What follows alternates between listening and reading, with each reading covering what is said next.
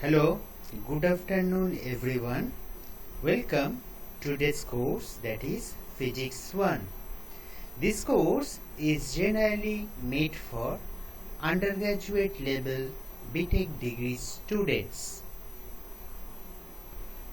Myself, Gopal Chakraborty, Assistant Professor, Department of Physics, Greater Kolkata College of Engineering and Management, Baruipur. You can personally meet me at my college premises, ground floor physics lab. You can also send me a mail regarding your query or doubt for this chapter, today's class, or any class or any video lessons that I have uploaded to my given mail address, that is godphysics6@gmail.com or gopal.chakraborty_gkcem@gisgroup.org. You can also subscribe my YouTube channel for more videos regarding this syllabus.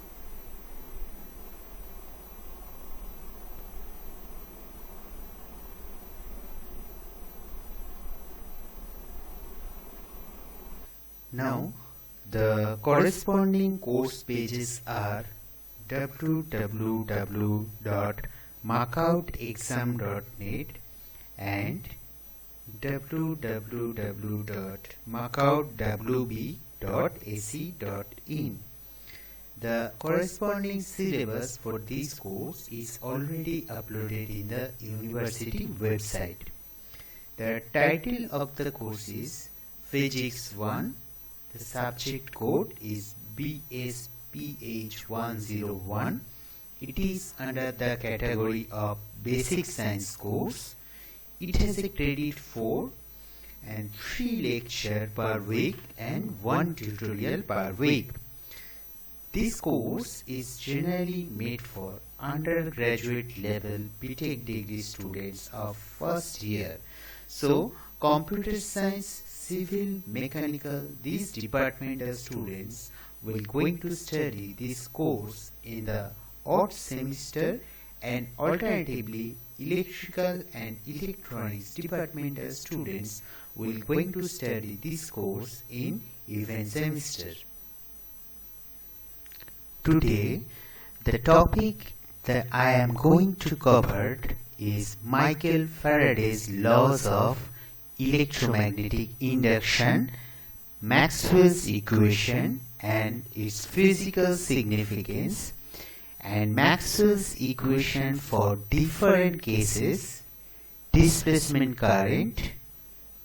So these topics are also under the module 3, that is electromagnetism and dielectric magnetic properties of material.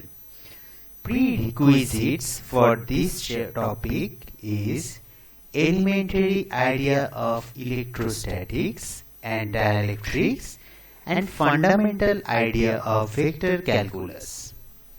The course objectives are idea about Faraday's laws of electromagnetic induction, and know Maxwell's equation for different medium and its physical significance. So after the completion of this course, the course outcomes are, that means students will able to know the characteristic of electromagnetic wave. They will also able to know physical interpretation of each Maxwell's equation and its applications. Now, Michael Faraday established the basis of electromagnetic field concepts and proposed the fundamental postulate for electromagnetic induction, which relates the time-varying magnetic field with an electric field.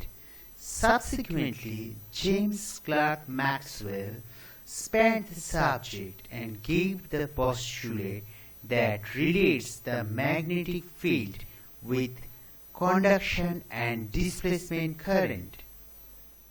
So, oscillating electric field will generate an oscillating magnetic field and vice versa. As a consequence, the vibrations of electric field and magnetic field constitute a wave that is known as electromagnetic wave. This electromagnetic wave transport energy over a long distance. Now, as we know that static electric and magnetic fields are produced by the charge at rest and steady current respectively, and can be analyzed independently without taking into account the mutual interaction between them. But if the electric and magnetic field vary with time, we cannot analyze them independently.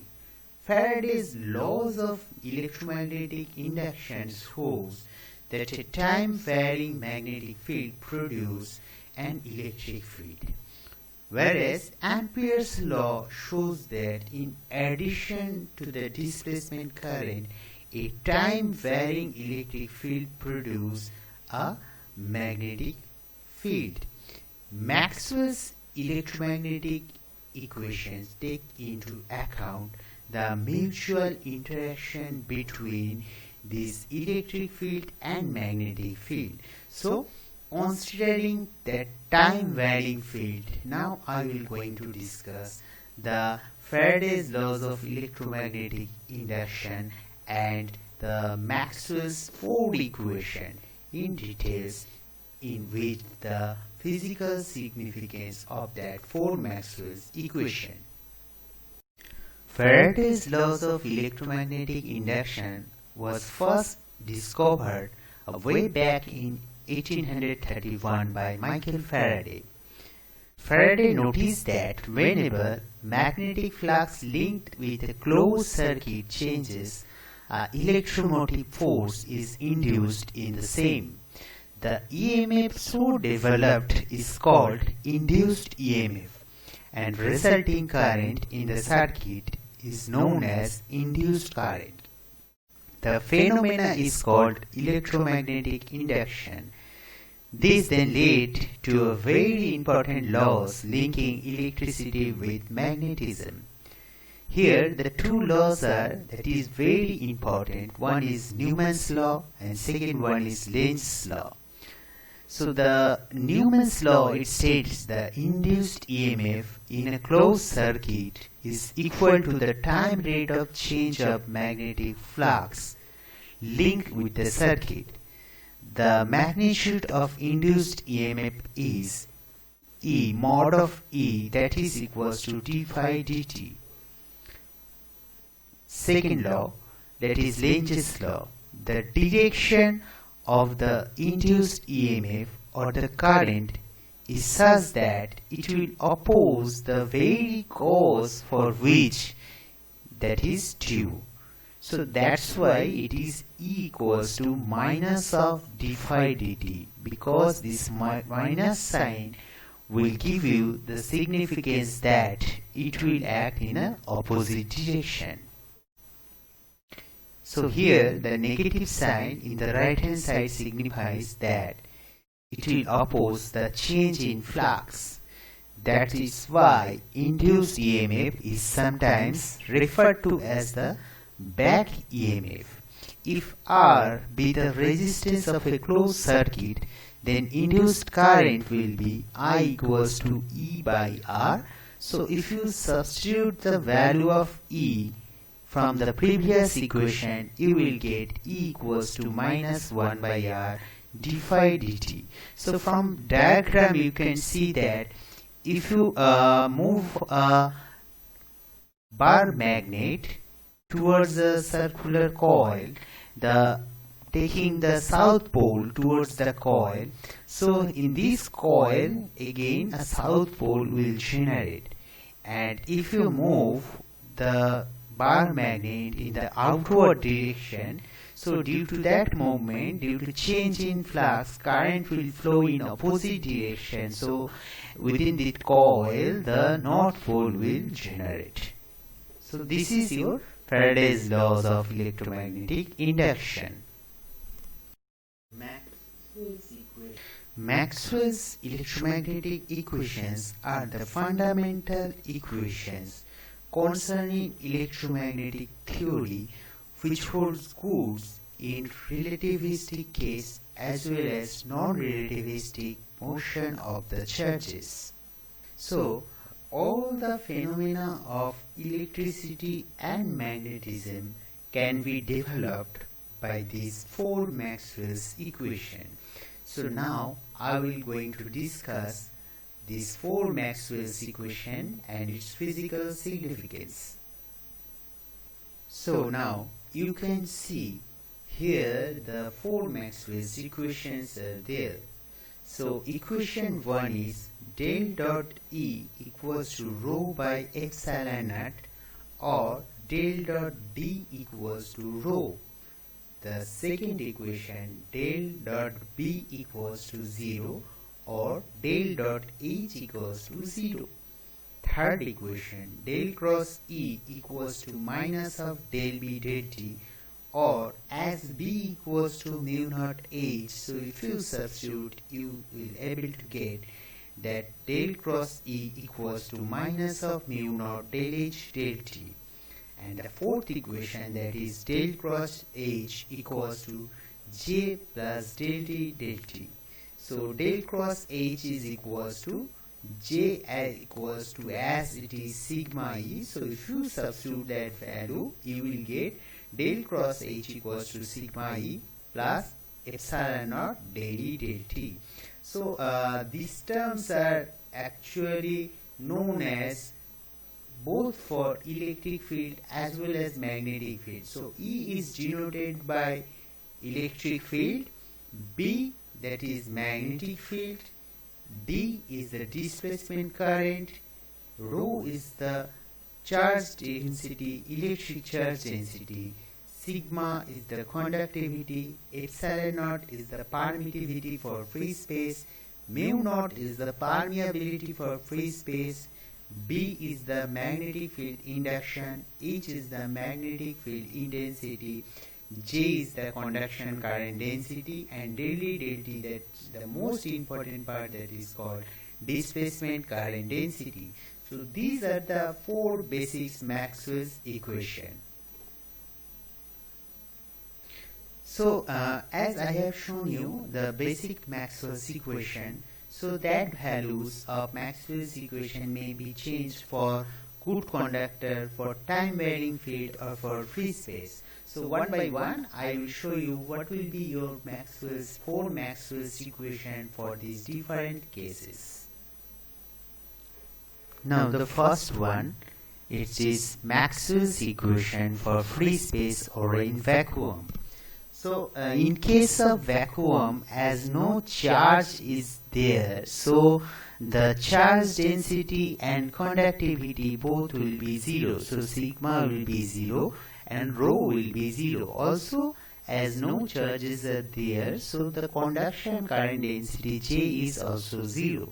So if you substitute this value in the previous four Maxwell's equation, now this Maxwell's equation becomes del dot E equals to 0, or del dot D equals to 0. Second equation, del dot B equals to 0, or del dot H equals to 0. Third equation, del cross E equals to minus of del B del T, or del cross E equals to minus of mu naught del H del T. Equation 4, del cross H equals to del D del T as J is 0, or del cross H equals to epsilon naught del E del T. So these are the four Maxwell's equations for free space or in vacuum. Next one, Maxwell's equation for time invariant field. So, time invariant field means the field which is independent of time. So, the field which is independent of time, so there will be no change of that field with respect to time. So, here we can put that D, that is displacement vector, or refer to the electric field, as it is time invariant. So del T value, that will be 0. That means displacement current density, that value will be 0. And also del B del T, that means change in magnetic field induction with respect to time, that will also 0, as the field is time invariant. So if you substitute all these values in the first 4 Maxwell's equation, you will get del dot E equals to rho by epsilon naught, or del dot D equals to rho, or second equation del dot B equals to 0, or del dot H equals to 0. Third equation del cross E equals to 0, and fourth equation del cross H equals to J, or del cross H equals to sigma E. So these are the 4 Maxwell's equation for time invariant field. Next one, Maxwell's equation for good conductor. As it is a good conductor, so the charge density rho, that will be equals to 0. And as it is a good conductor, so displacement current density, that will be also be 0. That means del D del T term, that goes to 0. So if you substitute all these values in the first 4 Maxwell's equation, you will get del dot E equals to 0, or del dot D equals to 0. Second equation del dot B equals to 0, or del dot H equals to 0. Third equation del cross E equals to minus of del B del T, or del cross E equals to minus of mu naught del H del T. Equation 4 del cross H equals to J, or del cross H equals to sigma E. So this is the 4 Maxwell's equation for good conductor, where the charge density rho goes to 0 and the displacement current density, that will also be 0. So we learn what are the Maxwell's equation for different cases. Now you have to know what are the physical significance of these 4 Maxwell's equation. That is very important to understand that what is the actual physics behind these 4 Maxwell's equation. So before explaining the physical significance of these 4 Maxwell's equation, you have to derive from these differential equation up to a certain limit, so that it will be very easier for you to understand what is the physical significance of it. So one by one I will show you the derivation and also explain you what are the physical significance. Now the physical significance of first Maxwell's equation. What is first Maxwell's equation? The differential form of this first Maxwell's equation is del dot E equals to rho by epsilon naught, or del dot D equals to rho. So starting with the first equation, that is del dot E equals to rho by epsilon naught, which is actually called differential form of Gauss's law for electrostatics. So we have to derive what is the integral from it, and then I will explain the physical significance. So del dot E equals to rho by epsilon naught. First we will take the volume integral both sides. So if you take the volume integral both sides, that will make this equation closed volume integral del dot E dv, that is equals to rho by epsilon naught volume integral dv.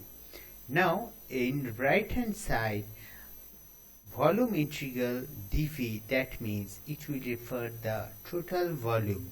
So if you multiply the charge density rho with the total volume, so that means you will get the total charge, because charge density is defined as charge per unit volume. So from there you can write the charge will be equals to charge density into volume. So I have substituted here the value of rho into volume integral dv, that is q, that is the total charge.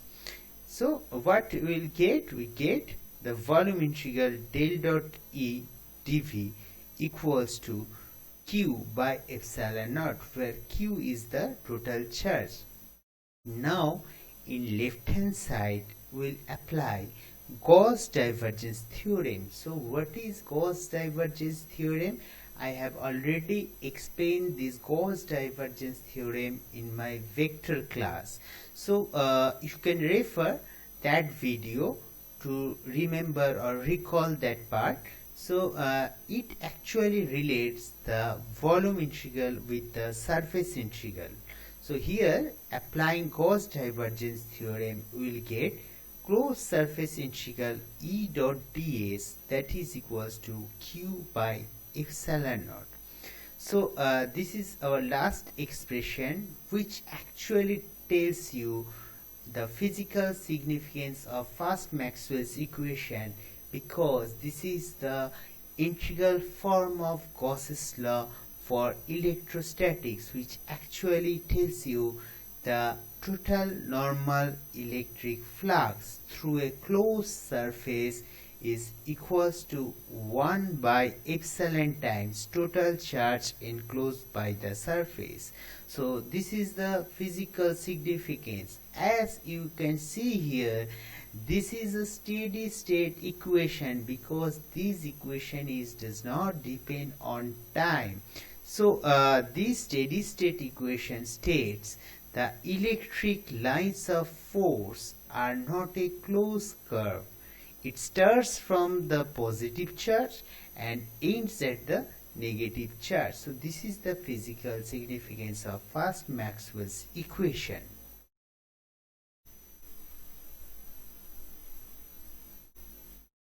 Now the physical significance of second Maxwell's equation. So the equation is del dot B is equals to 0, where B is called magnetic field induction, or del dot H equals to 0, that is H is magnetic field intensity.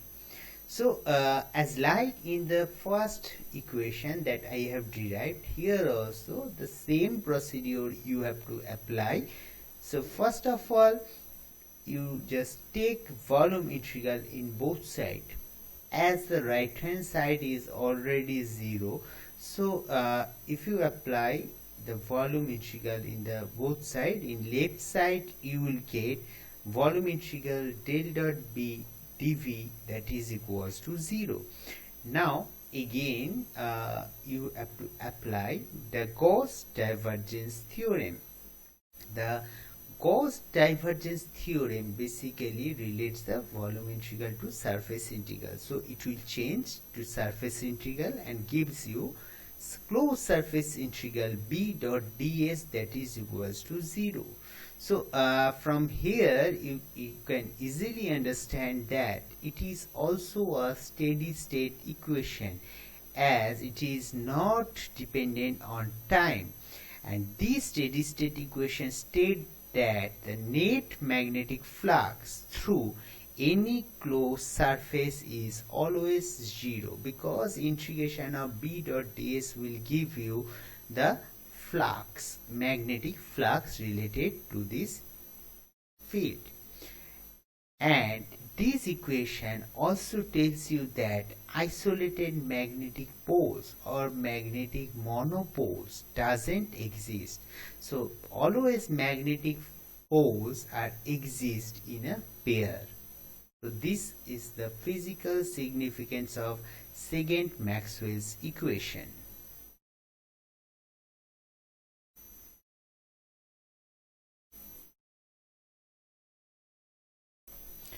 Now the third equation, Maxwell's third equation and its physical significance. Okay, so third equation is del cross E equals to minus of del B del T, or del cross E equals to minus of mu naught del H del T.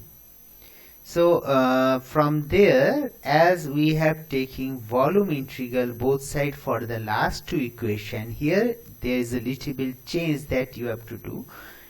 Now it's not a volume integral, you have to take surface integral in the both sides. So if you take surface integral, that will give you closed surface integral del cross E dot ds, that is equals to minus of closed surface integral del B del T dot ds. So now in the left hand side, if you apply Stokes theorem, because I have already explained the Stokes theorem in my video of vector calculus, so from there you can check. Here I simply give you how it will come. It will actually relates the surface integral with the line integral. So it gives you line integral E dot dl, that is equals to minus of del d del t surface integral B dot ds. So as I have told you that surface integral B dot ds, that will give you the quantity of magnetic flux, so it is denoted by phi. So the E dot dl, that part you can denote it by small e, so you will get E equals to minus of d phi dt.